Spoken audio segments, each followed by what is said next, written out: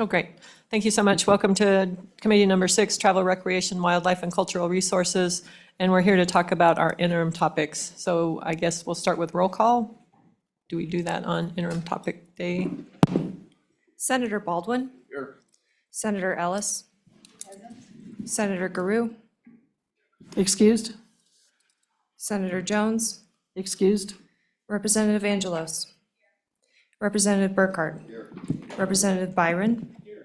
Representative Larson. Here. Representative Singh. Here. Representative Storr. Here. Representative Western. Excused? Representative Winter. Here. Chairwoman Schuler. Here. Chairwoman Newsom. Here. Thank you. I sent out an email earlier to the agencies, and so I went through the proposed interim topic list that we received, and I think you all have that in front of you, and just pulled out the agencies. And so I think we'll start with State Parks. Director Glenn and Deputy Director Nalen, if you would want to come to the table. Anyone else you want to invite is great. And the list in the email is not in priority order, but it's prioritizing potential state parks, state park law enforcement, snowmobile fee increase, and agency updates. So whatever order you want to take those topics in, that would be great, Director Glenn. Good afternoon, Madam Chairman. Dave Glenn, Director of Wyoming State Parks and Cultural Resources. I'll be very brief because I know there's a big list and a big group of folks behind us ready to speak. First off, I think what we'd like to do is get some support and ideas from you in helping to prioritize potential state parks growth. We've had several legislators ask us to go through the site criteria process for Gray Rocks, the High Plains Arboretum, and I know there's some discussions about Ranch A right now. As you know, these must be incorporated in statute to have us have the ability to manage those. So as we go forward with all three of these, I think having your ideas and concepts in how we prioritize those, there's obviously a budgetary obligation to some of those as well. So I think that would be a decent interim topic to have a discussion about. Moving forward, we want to address a couple issues in law enforcement. First off, definition of a police officer. Right now in statute, it says a full-time police officer, and I believe it says a superintendent, but it doesn't include any of our seasonal police officers. So some very basic statute changes. And then also try and figure out a way to update Wyoming state statutes to reclassify some park rules and regulations. Right now, if you have a dog off leash, it's a misdemeanor. The same as what you get with a DUI or potentially an assault. Or if you come into the parks without a parks pass, it's a misdemeanor. Some high school kid comes in, does a couple of silly things, graduates from college, wants to go become a deputy sheriff or something. He's got to explain these two misdemeanors on his docket, which we feel is a little strong. And what we'd like to do is kind of focus on our Ranger First attitude, which is educating folks and working with them. And we don't believe that this is misdemeanor. There's some bigger issues with that, but that's a conversation we'd love to have. And lastly, there's a piece that says state parks law enforcement rangers can only enforce the laws within state parks. The Barrett building across the street where my office is and the state museum is, I have a law enforcement officer on the 4th floor. If we have an issue downstairs, we have to call the police. I can't have my certified law enforcement officer walk down and deal with an issue. So being able for us to be able to address those types of things, we would also put it in some policies where it would be very strict. We don't expect our state parks law enforcement officers to be out on the highway doing speed traps.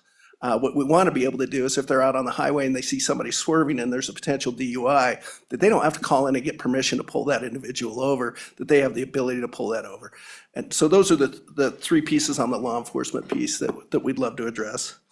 And lastly, with the motorized trails, our snowmobile registration fees were last increased in 2012. Right now, we figure we have about a 3-year buffer. We're losing about $500,000 a year right now. And we have about $2 million in the bank account.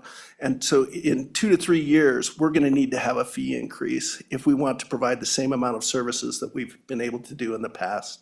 We're looking at everything from, is it a resident fee increase or is it just a non-resident fee increase? Is it both? Is it commercial? So that was a discussion that we'd just love to have with you all as we move forward with this. And with that, I would stand for any questions. Any questions for Director Glenn? Oh, I guess not. So thank you, but stay close because I'm going to ask for public comment. Representative Nimick, would you like to, I know that the law enforcement piece was important to you and you brought that bill.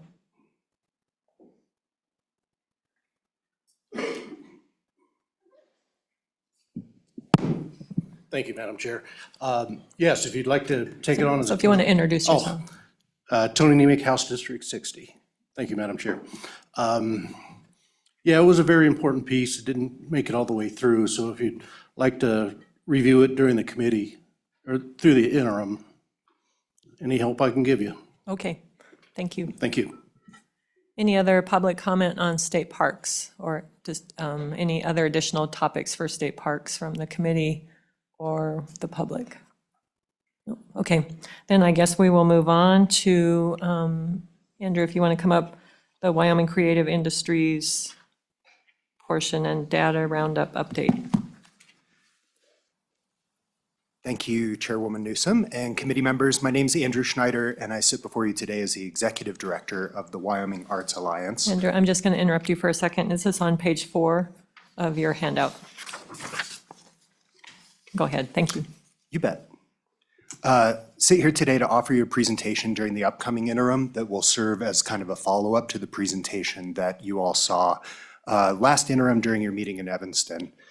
You have all already seen the topic request form, so I'll just share some additional context today and sit to answer any questions you have. Earlier this session, during Wyoming Arts Alliance's 2024 Cultural Recognition Day, we hosted a panel of business leaders in the performing arts, fine arts, and creative entrepreneurship fields, and we asked them one question: what's next for the creative economy in Wyoming? A major theme from the ensuing conversation was the need to connect with and educate business leaders outside of the creative sector regarding our unique place in Wyoming's history and the opportunities we offer to advance a creative and culturally vibrant future. So we're talking about jobs, wages, industry revenues, and nonprofit resources.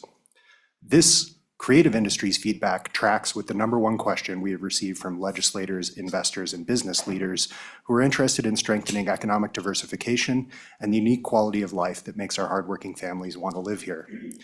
Like so many industries in Wyoming that have come together to study their strengths and opportunities, the cultural arts and creative industries need resources to translate our creative economy data narratives into terms that anyone, including economic developers, investors, and community leaders such as yourself, can easily understand and remember amidst the many demands for your attention. So through partner conversations that began last interim, the Arts Alliance has embarked on a 2-year data roundup designed to develop a long-term vision to assist communities with strengthening their local creative sectors to ensure that all hardworking Wyoming communities can access the benefits of the arts. So with your approval, we would like a little time this interim to provide you an update on our progress. Thank you for your consideration. Thank you. Any questions for Andrew? Chairman Schuler. Thank you, Madam Chairman. Just a question on how you're going to obtain the data during your roundup, and will we be able to be privy to that as a committee? Yes, absolutely. Mr. Steiner. Thank you, Chairwoman. There are 4 methodologies that the Arts Alliance will tackle ourselves, as well as working with a data experts who do economic modeling. So we will round up this data through focus groups, one-on-one interviews, a number of different survey tools, and then we also take data which you already saw last year. So we've already sort of presented the best data that we have available. So there's 2 tracks. One is we'll provide a deeper analysis on that data so we can really say, what does this mean? We know what the numbers are, what do they mean, and where do we go from here? And then we'll do a lot of qualitative data gathering. So that's actually going out into communities, county by county, sitting down with folks, talking about where they are and where they want to go. Follow up? Are you good? Okay, any other questions? All right, great, thank you. And we will move on to tourism. Diane Schober, Director Schober.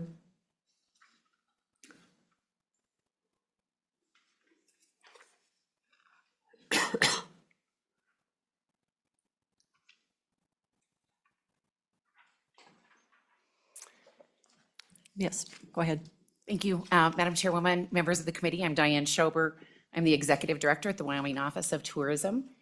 And we don't have any specific issues that we need you to consider during this interim, other than we would love to have the opportunity to be before you and share updates on the progress of our marketing campaigns as well as our destination development efforts throughout the interim. And then certainly, should we decide that we're going to submit anything in a supplemental budget, we'd want to share those objectives with you as well. As we spoke earlier, we're good for fillers when you need time, and we're also very flexible and can be with you at any time that would work for you. Any questions for Diane? Representative Larson. Thank you, Madam Chairwoman. In your report that you give us in the interim, could you consider also just kind of giving us the history of the tourism reserve account, where the balance is and where it's headed in the future? Diane, Yeah, Madam Chairwoman and Representative Larson, happy to do so, certainly. any other questions, comments? Chairman Schuler. Thank you, Chairman. Just a comment more than a question. We just hope that you'll show up at each one of the 3 meetings, because I think having those updates periodically, it really is important to us, so that we can, get back to our regular folks at the legislation and say, here's what we know, here's what we've seen, here's the progress we've made, and so on. So I would just hope that you would plan on being with us 3 times. Thank you, Co-Chairwoman Director. Newsom. Any other questions? So for our House Thursday meeting, we're going to have Director Schober here to do a more in-depth report. It seems like we always shortchange her as we get into our interim meetings. And then we're like, oh, we promised you 30 minutes, but we only have 10. So on Thursday at noon, she will be here to give us a full presentation of what's going on in tourism. So if any of our Senate colleagues can join us, that would be great. Thank you. Thank you. Then we move on to the big lift of interim. Wyoming Game and Fish, and you can bring anybody up if you'd like. Director, and so the list on Game and Fish is commercial fishing, trapping, financial planning, managing wildlife for the next 50 years, and diseases affecting fish and wildlife. So Director Nesvik, if you would want to kind of run us through those in priority order, would be helpful. Thank you, Madam Chair. I'm Brian Nesvik, Director of the Wyoming Game and Fish Department, and I'm joined here today with Deputy Director Angie Bruce. Many of you know Deputy Director Bruce. So there were 2 of these topics that the department submitted, and I'll start with those. And then I can certainly address some of these other topics. I think some of these were submitted by members of the committee or potentially from other sources. I'm not sure.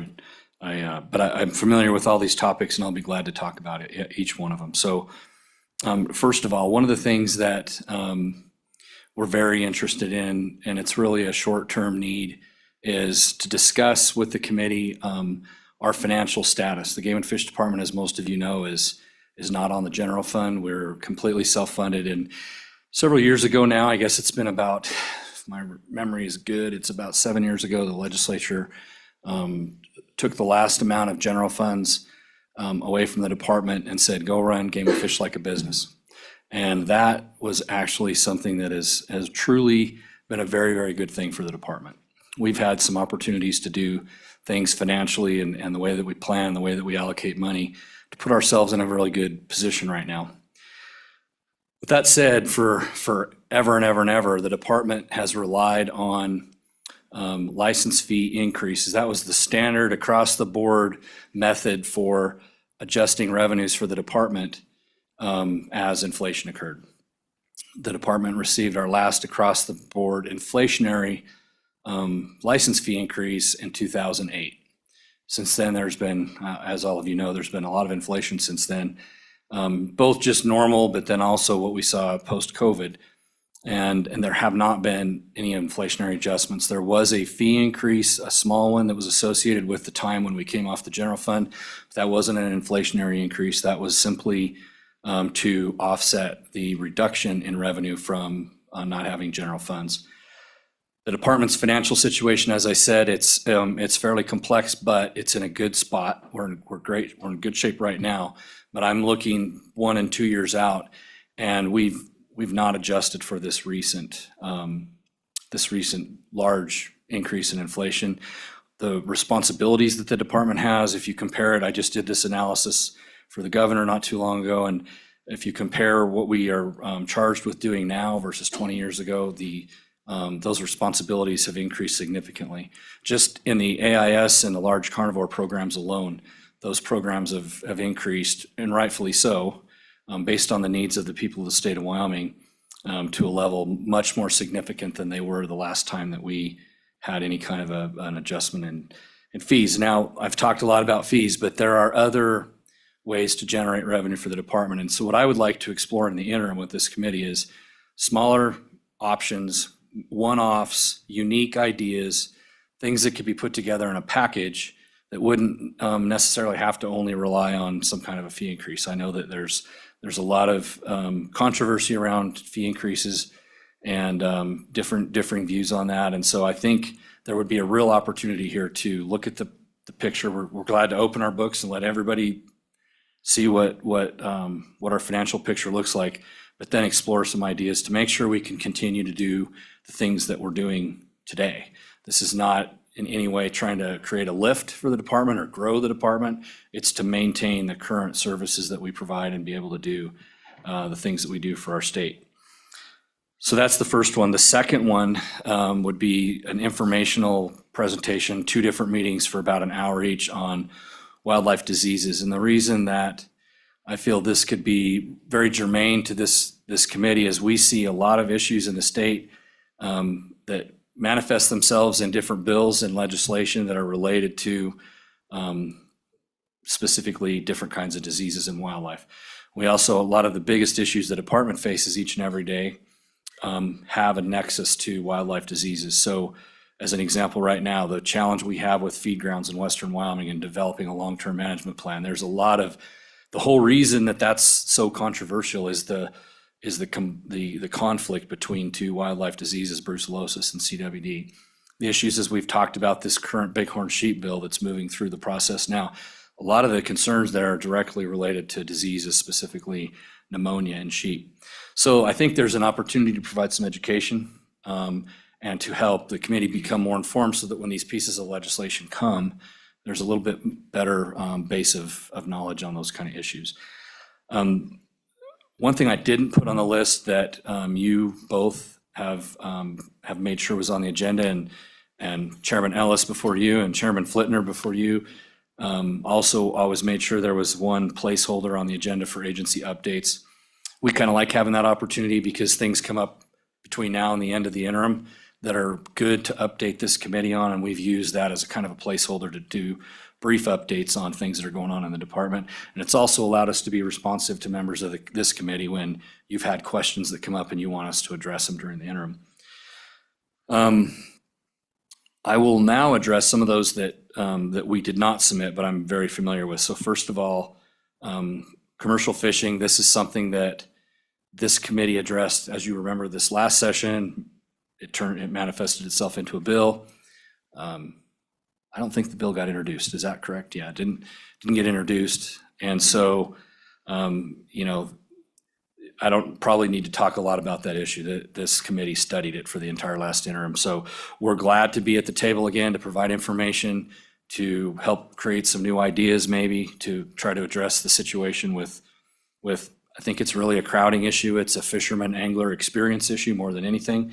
But we're very glad to bring all the information we did last time and talk about that again. The trapping issue, I suspect is that a public comment or is that where did that come from? Submission and both. Okay. So we, let's see, I'm gonna say it was about 3 to 4 years ago, we had an interim topic on this. And the Game and Fish Commission explored a whole lot of different ideas to address some of the concerns that were coming from members of the public. And I felt like the commission put together a pretty darn good package that needed legislation in order for them to implement these ideas that most people were pretty darn agreeable with. Examples are creating setbacks in areas where there's high public use, like at a boat ramp. creating, or having the opportunity to do trapper education. And so that recommendation came to the TRW committee, and ultimately it wasn't, it died for the lack of a motion. And so the legislature decided not to implement that. We're likely going to be discussing this with our commission here in the next couple of months, I would suspect. And we're very glad to come back with those recommendations. I need to check back in with my commission, but I suspect they would continue to support those recommendations. And if this does get adopted as an interim topic, we'll be glad to bring information on the issue, the background, the concerns on both sides. This is another one of those dicey issues for sure. And we're glad to do that.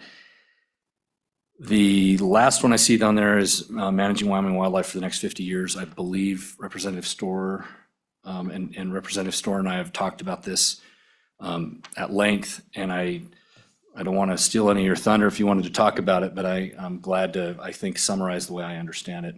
And so Representative Storer's ideas in our discussion has been around trying to create a vision for the long term for wildlife management in Wyoming, and what does that look like? What is it going to require in the form of legislation, in the form of resources, and and making that reflective of the public desires of our state.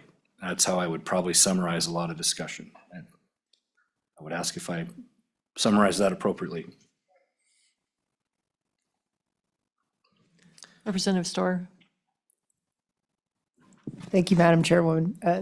Thank you, Director Nesbitt. I think that summarized it well. I think for the committee, looking at the short term in terms of what the department needs in the next couple of years is the effort that makes sense for us to look at in the interim. But it also speaks to the fact that there is no long-term plan for managing wildlife and having the revenues and the resources to do that long-term, especially as we look at climate, disease, other issues that are affecting our wildlife, growth issues in certain parts of the state. So I thought it would be a great opportunity to maybe think long-term, and this committee can think about, again, maybe it's a 1 or 2 year task force or some way that is probably a little more, can dive deeper into the issue and really think about what are our options for funding wildlife management in the future? What have other states done to help fund outside of the traditional revenue sources? And see if we might think about what that looks like. So that's the idea. Did you have something else, Director? No, Madam Chair, Okay. that I think is everything I see here on the list. I don't think I missed anything, and I'd be glad to answer any questions from any members of the committee. Okay. Any questions for the Director? Representative Byron, do you want to go over your topics that are related to, the Director did some of them, but the commercial fishing and where you see that going? Yeah, thank you, Madam Chairwoman. We all know what happened day one of our session, and, I talked to some members of this body, and on the House side, I didn't have the chance to talk to anyone on the Senate side, but I think given the amount of work we put into it last year, and also the location we may be traveling to this year, I proposed it to bring it back for more discussion. Certainly, if it's not the direction the committee wants to go, I'd be happy to try to carry it on my own. But even on the first day of session this year, a lot of commercial fishermen that are dealing with some of the overcrowding and experience issues that the good director spoke about reached out to me and were pretty bummed out at the results of that. So that is certainly that topic. And then obviously we had another committee bill die that was increase of non-resident fishing license, but I think that kind of gets put in the same bucket that the director spoke about the larger kind of vision. So happy to answer any questions, but certainly if there's time and if the travel locations favor that, I think it's still worth continuing discussion and maybe bring something out of this committee for next year. Any other comments or questions? Game and Fish? Nope. Thank you so much for being here. Any public comment on Game and Fish? Ms. Johnson?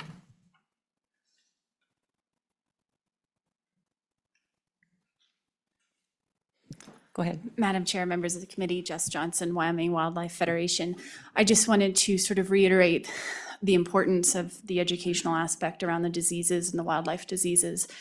I think this committee heard an educational overview about 4 or 5 years ago. It was up in Gillette at some point. It was about a 2-hour conversation around chronic wasting disease and the state of the state and where we're at. And, you know, science changes.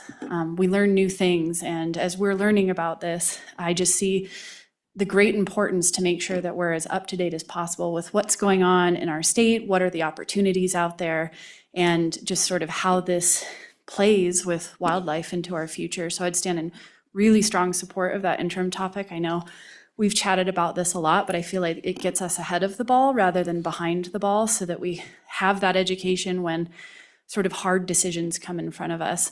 I would also like to extend, I know you guys have already set your times and places, but at some point in the Lander area, right outside of Riverton is one of the heaviest and most prolific CWD herds out there. It's called the Project Herd. And it's something that I think is everybody's struggling with. What is the future there? What does it look like? And how that integrates with that. So it's maybe a more depressing field trip, but it is an area that I think it's worth talking about and looking at as we move forward, because it's something that I think it's one of the highest CWD places in the country. So I just stand in support of that, as well as with the larger look in the revenue. I do think that the 50 years into the future is a really important way to start thinking about things, because we have to build that, and we don't know what the world's going to look like then. The difference between 50 years ago and now, just in mule deer alone, is shocking. And so if we get a more sustainable model and continue to work forward with that, I just cannot imagine that some good will not come from that. So I stand in a lot of support for that, and just am thankful that those two interim topics are in front of you all. Any questions for Ms. Johnson? No. Thanks so much. Any other public comment?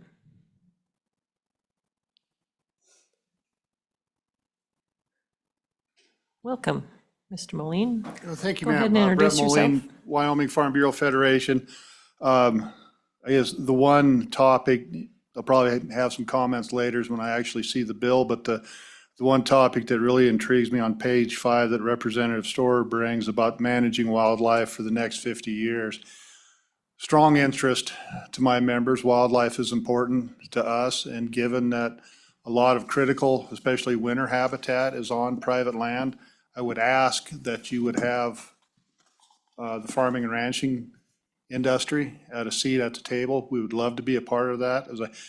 In my work in the last 30 years working with agriculture, I have never, well, maybe one or two, but almost without exception, everybody that owns ag land is tremendously interested in wildlife for several reasons, personal, professional, et cetera. So when that project goes forward, should it go forward, we would ask that to remember to have some ag guys at the table too, with the private landowners. With that, I would sit for any questions anybody may have for me, ma'am. Any questions for Mr. Moline? No? Thank you you. so much, and we'll certainly, we heard that. Thank you. That was my goal, so thank you very Okay. much. Any other public comment on wildlife? Any other public comment on any of the topics that we've discussed? Madam Chairman, we have Lisa Robertson on Zoom. Oh, great, okay, thank you. Go ahead and let her in.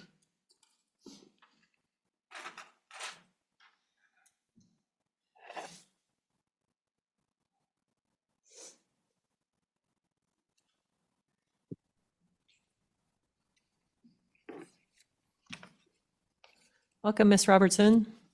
Go ahead and turn your microphone on and go ahead and tell us. Morning. Good afternoon.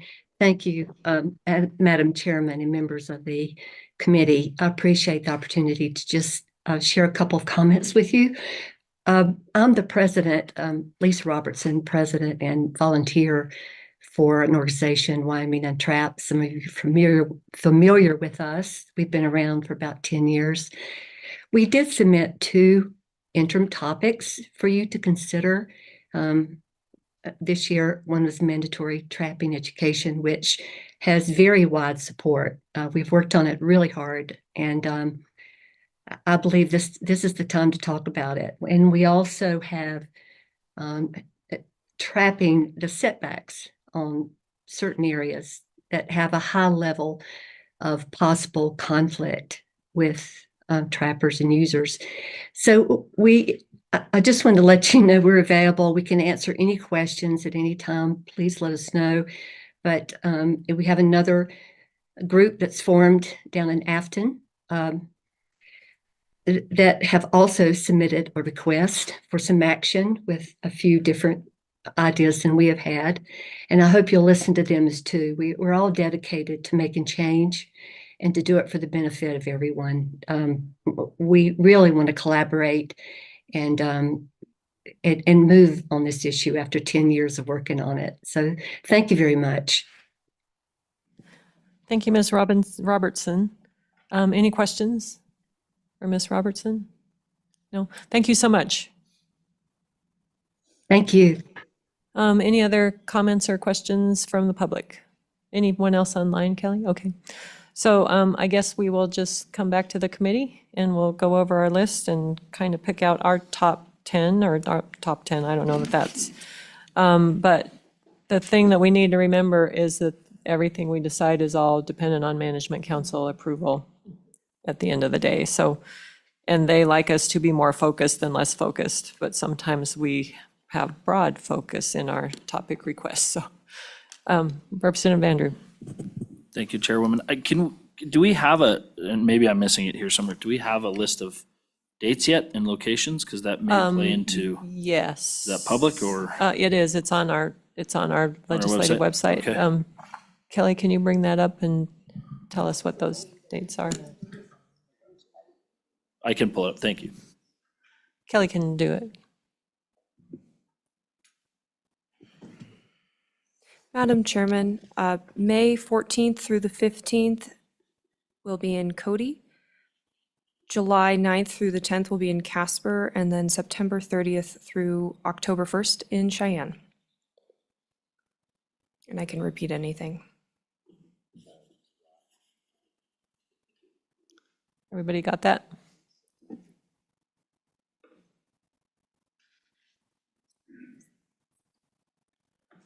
Okay, so I guess we'll start with state parks. I think priority 1 was the potential state parks. Is that right, Director Glenn? So I think we should have that one on our list. And state park law enforcement was number 2 on your list.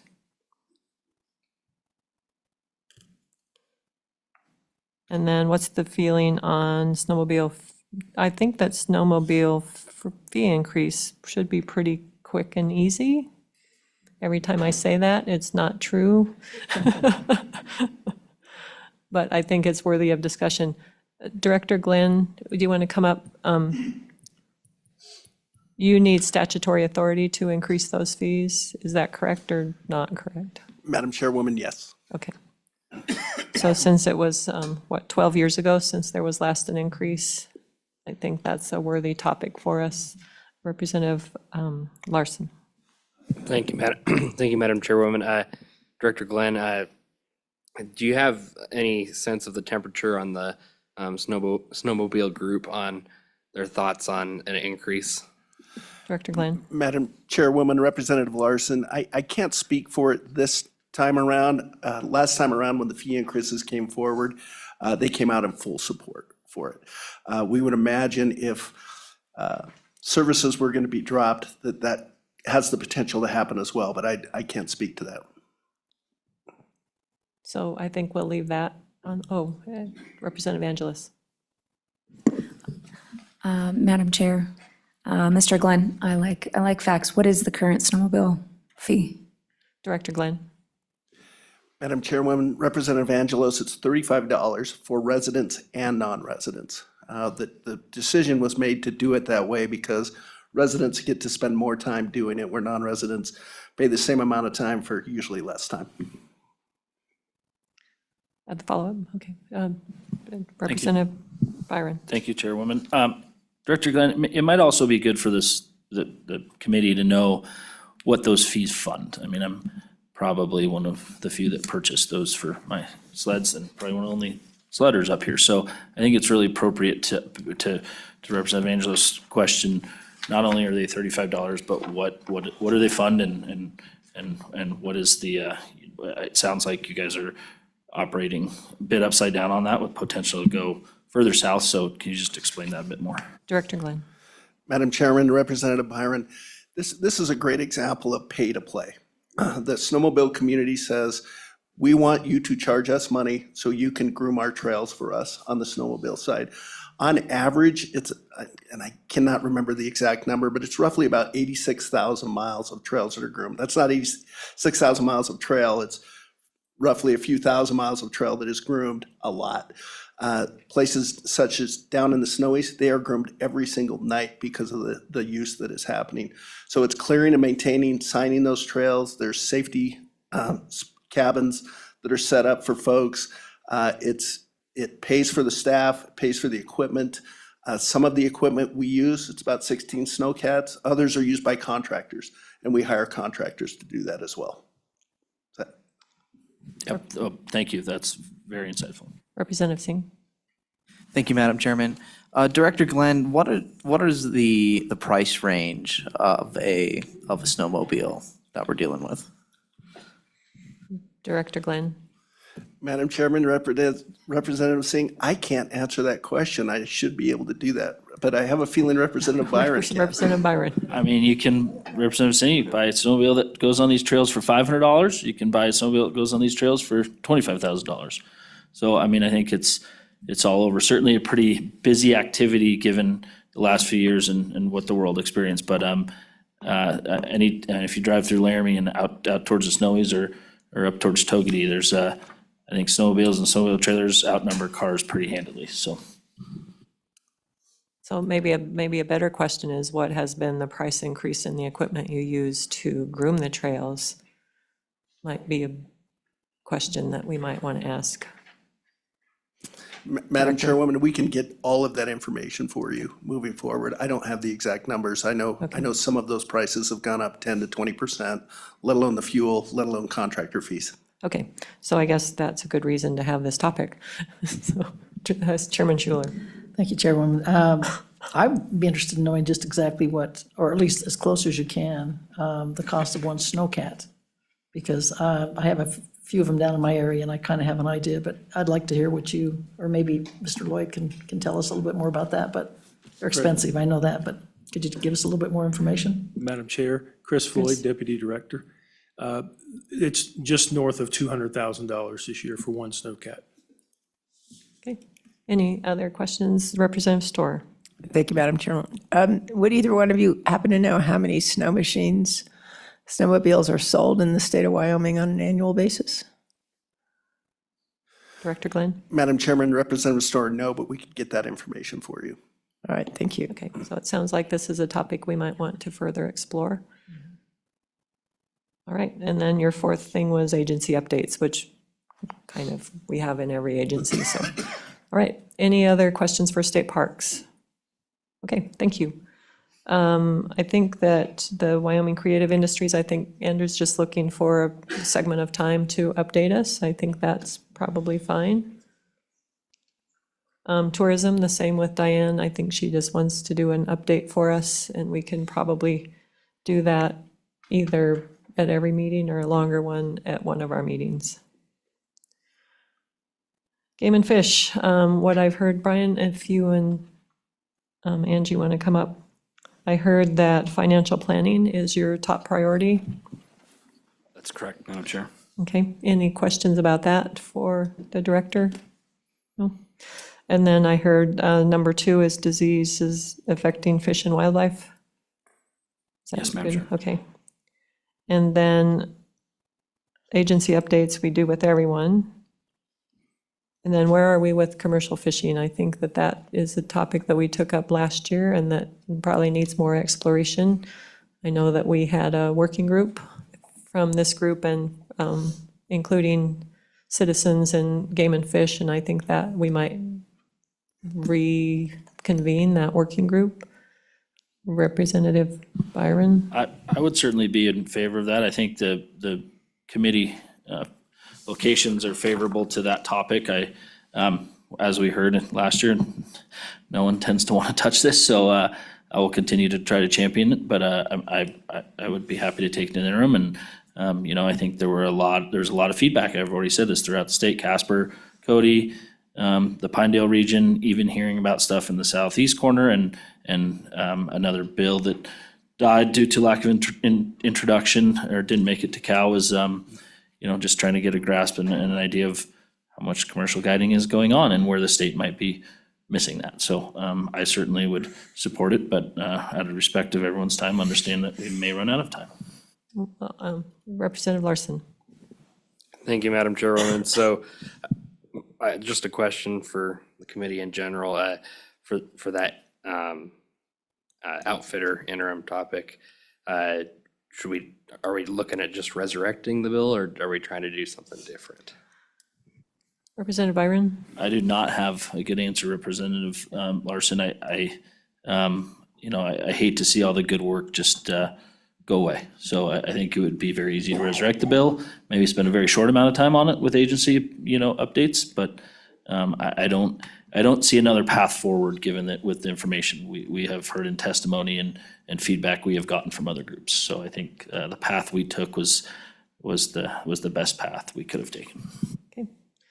And, Representative Storr? Thank you, Madam Chair. I just add that I feel like we did a lot of good work on that. I think we can bring back those ideas. There might even be a little bit of room to work with the Outfitters Association to maybe play more of a role in the future. Just that it's been kind of settling in a little bit over the last year. And so that might be one opportunity that the last year's work could move towards as well. I don't think it would take a lot of time on the committee's part, but it looks like we could probably get a bill at least discussed next year if we bring it back. And go ahead, Senator Schiller. Thank you, Madam Chairman. I think we need to keep it on our list for sure, because I think, the people are going to continue to come. My corner of the state, over here on the southeast side, if we're starting to hear complaints already from our Wyoming folks, we've got to be proactive and do something. I think we had a good step, towards, I thought, good direction really on both the bills we had, and I'd like to see us maybe continue with, collecting data, making sure that we've got the data on the places we need to get it, and I think we can keep it on the forefront. Okay. And I know that Representative Winter had mentioned having the outfitting, maybe exploring outfitting as an outfitting bill that would bring fishing outfitting into the Outfitters Board, I think. So maybe we should add under commercial fishing, outfitting, and maybe developing a board or something. Representative Byron? I all due respect, Madam Chairman, we spent hours talking about this in the working group with them, and it was very clear to me, unless I read it wrong, that was probably not the best direction to go from a fiscal standpoint, or from we had our opportunity to do that 30 years ago. We didn't take advantage of it. And although I appreciate the efforts and the discussion, and talking to that body, and out of respect for the hard work they do for our larger game that doesn't swim underwater, I think that it is just, it seemed to not be the right direction. So if we want to add it, certainly, and they can come update us in Cody, but if that's appropriate, but it just didn't seem like there was the appetite from that specific group or board. And once again, we talked about a fishing specific 9-member board, and I think at least as a freshman last year, I heard what people think of more boards and larger expansion and more time. And so just my 2 cents. So I think we'll just keep it at commercial fishing then. Oh, Representative Winter. Thank you, Madam Chairman. Based on what we just said, I think the attitude has changed somewhat recently about, the thought is that outfitting is outfitting. And so maybe we need to approach it from that standpoint. And I think the Wyoming outfitters would probably be willing to work with the fishing outfitters on this in some manner to make it happen. So, 'cause I think there's a need to finally get the fishing outfitters identified as actual outfitters in the state. And to do that, we probably need to include them with the hunting outfitters as well. So I think there's a feeling in that direction. So maybe we ought to work that way. Okay, I guess we can,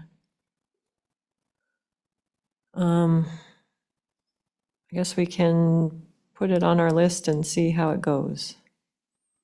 Yeah, and Madam Chair, I've heard similar sentiments to what Representative Winter just talked about, like a little bit of Okay. a change in their perspective as this bill worked. And Representative Byron's exactly right. There was a stiff arm during that work in the interim, but it's moderated. And Okay. the other thing to be really clear is that big game animals do swim really well through the water, just not under the water. Representative Byron. Thank you, Madam Chairwoman, unless you're a moose. No, in all seriousness, I appreciate that from Representative Winters, but at the same time, I think that it's a much broader brushstroke when you say outfitters. So my discussions with some of these different parties we've discussed, and we're talking about, every type of an outfitter. There are people in my neck of the woods that outfit for hiking trips and mountain biking trips and walking trips. And that was talked about last year, I think, during the general session, and there might have even been a bill. So I think that it's worth discussing, but it certainly will have a very large effect on some of our tourism-related areas that do take these people professionally to do these activities. So I am all for it, but I just didn't see that on here, and I am concerned that that might be in and of itself, a full interim topic, so. Well, yes, it could well be a larger topic than we have time to fully vet, but I'm wondering if we would want to bring the outfitter board or representative to a meeting to discuss the possibility going forward, if that was acceptable to the group. Okay, so it will add that as well. And then trapping, I know let's go to managing wildlife for the next 50 years. I think Representative Storr, you spoke to that briefly, but if you'd like to speak some more to that. Thank you, Madam Chair. I don't think it would take a lot of time, but I think it'd be good for this committee, the Joint Committee, to just kind of think about how do we make a plan for the plan and what that might look like. And so to put that on the agenda for, a couple hours discussion or some such thing, perhaps. Director, does your commission have a long-term plan, 5-year, 10-year? Do they get into that planning, or does your staff get into that planning? Can you describe to us what currently happens? Absolutely, Madam Chair. So right now, the department does a 5 to 10-year strategic plan. But that's the shelf life of the plan, is 5 to 10 years. We do have some individualized plans. For example, we're going to take a feed ground plan to the commission for approval here in next week, actually, in Pinedale. And that's a 40 to 50-year plan, but it's an individualized item. We don't have anything broad that says this is the plan for wildlife management over the next 50 years right now. It's a 5 to 10-year strategic plan. Representative Western.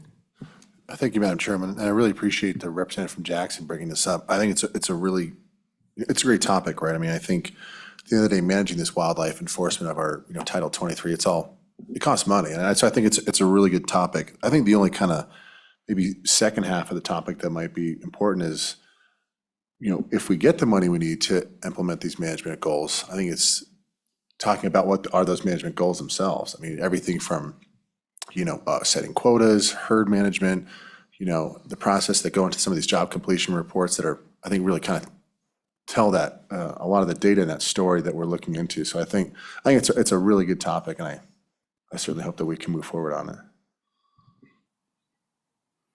Any other comments about long-term planning?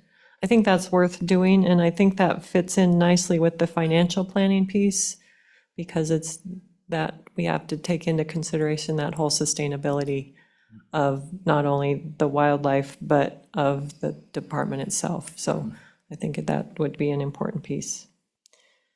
And then trapping, I know we took this up 3 years ago, 4 years 3 or ago. 4, yeah. I think so. And I think that I would encourage someone, if they wanted to bring an individual bill, to do that, but I'm not sure that we have time to take that on in this interim. Any one comment about trapping, Representative Storr? Thank you, Madam Chair.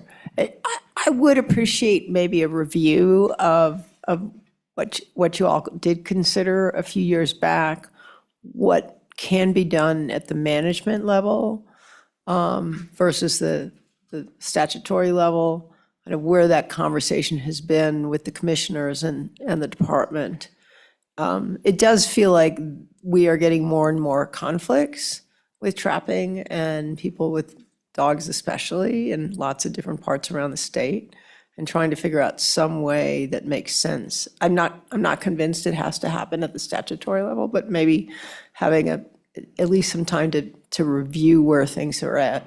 What were the conversations? What were the bills that you brought? Why they didn't succeed, and maybe see if there is a path anywhere moving forward.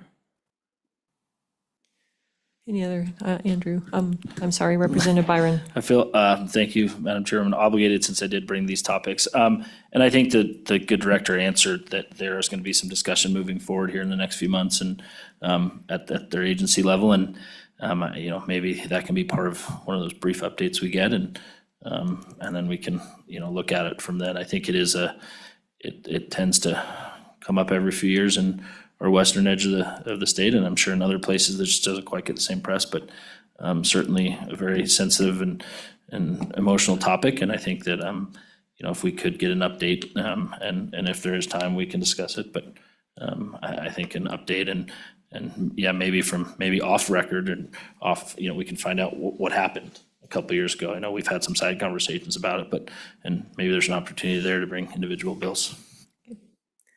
Any other comments, Director? Yeah, Madam Chair, all that's very simple to do. I will say just quickly that the ideas that were brought last time that are in regards to any kind of a trail setback, the commission does not currently have statutory authority to do that. So to consider that, we'd have to have some statutory language, so. But you do have the ability to do an educational piece. We do, we can't require it. Like hunter education is in statute, the requirement there, but we don't have that requirement ability through the commission without changes in statute. Okay. The commission does have a lot of authority with regards to managing fur-bearing animals. So there's, really two classified animals under Wyoming statute that are trapped for predatory animals, fur bearers. The commission has statutory authority over fur bearers, but does not have statutory authority over predatory animals. And so that's why, since traps are set for both species or both different classifications of animal, it's fairly complicated. But the bottom line is in order to do that in the right way, it would require some statutory authority. So does AG have statutory authority, or who has statutory authority over predators? The Department of Ag, but they don't have any statutory authority over trapping, so. Oh, my goodness. Yeah. You learn something new every day, don't you? Okay, good to know. All right. Any other topics or questions, or are we good with, Representative? Are we good with the list we have at this point? Okay. And we will probably, given our, the co-chairman's experience in mind at our last one, we will probably make these topics pretty broad, so we just have a few, and then we can hone down within those topics. So we'll do that. Okay, I think if we have nothing else, Representative Byron. Sorry, Madam Chairman. Also, I think we did get a WWNRT update. Maybe that's on your list. Oh, yes, that was. Last year. need to I think put that would on be my list. great to get on this committee. All the great work that they're doing. Yeah, that'd be great. It's always good to hear from our good friends at WWNRT. Okay, I think with that, we've completed our work here. Reminder that Thursday we'll be having a tourism update in the same time, same place. So Thursday at noon or 12:30 here in this room. Thank you all for coming. Thank you all for your input. I really appreciate it. Oh, for those of you interested, I haven't heard anything about formal bill signing for the Outdoor Recreation Trust Fund yet. I'm hoping we're on tomorrow's list. We're not on today's list.